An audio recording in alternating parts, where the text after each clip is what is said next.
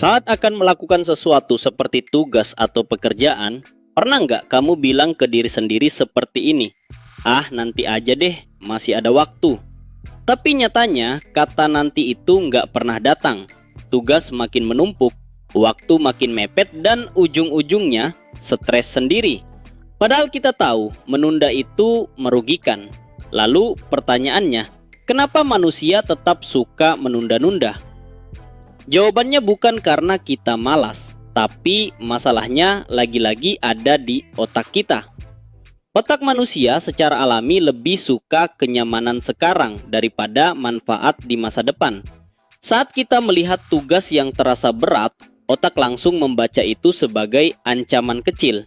Bukan bahaya fisik, tapi bahaya emosional seperti capek, bosan, atau tertekan.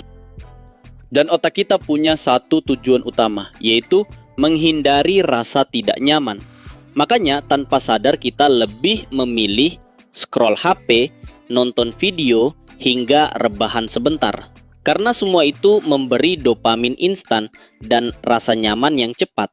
Sementara manfaat dari menyelesaikan tugas datangnya nanti. Dalam psikologi, ini disebut prokrastinasi, yang merupakan suatu kebiasaan menunda pekerjaan atau kewajiban, meskipun kita tahu penundaan itu akan berdampak buruk. Bukan soal manajemen waktu, tapi soal manajemen emosi. Kita menunda bukan karena tidak bisa, tapi karena kita tidak ingin merasakan perasaan tidak enak itu sekarang.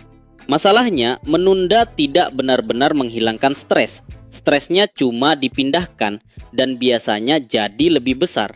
Dan semakin sering kita menunda, otak belajar satu hal. Menunda sama dengan aman.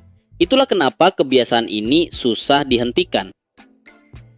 Coba perhatikan kalimat di kepala kita saat mau mulai kerja. Aduh, berat banget ini. Harus beres hari ini. Kalau gagal gimana? Ini panjang dan ribet. Kalimat-kalimat ini terdengar sepele, tapi bagi otak ini terdengar seperti ancaman. Kata seperti harus, berat, dan ribet membuat otak masuk mode stres. Dan saat otak stres, dia tidak mau bekerja, dia mau kabur. Makanya semakin kita menekan diri sendiri, semakin besar dorongan untuk menunda. Bukan karena kita kurang disiplin, tapi karena bahasa di kepala kita terlalu keras. Lalu apa solusinya?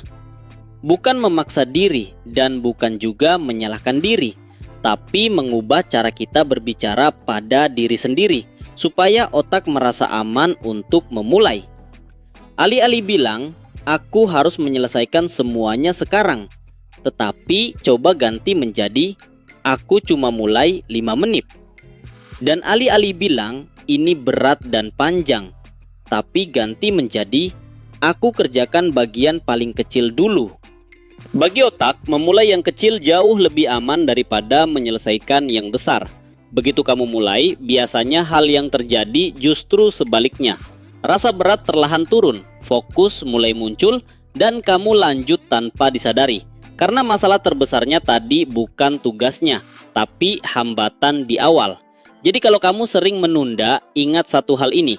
Kamu bukan malas. Kamu bukan lemah dan bodoh. Kamu cuma manusia dengan otak yang bereaksi terhadap tekanan. Dan kadang yang kita butuhkan bukan motivasi besar, tapi satu kalimat kecil yang lebih ramah ke diri sendiri. Kalau kamu suka konten fakta dan psikologi manusia yang menarik seperti ini, jangan lupa like dan subscribe. Terima kasih sudah menonton.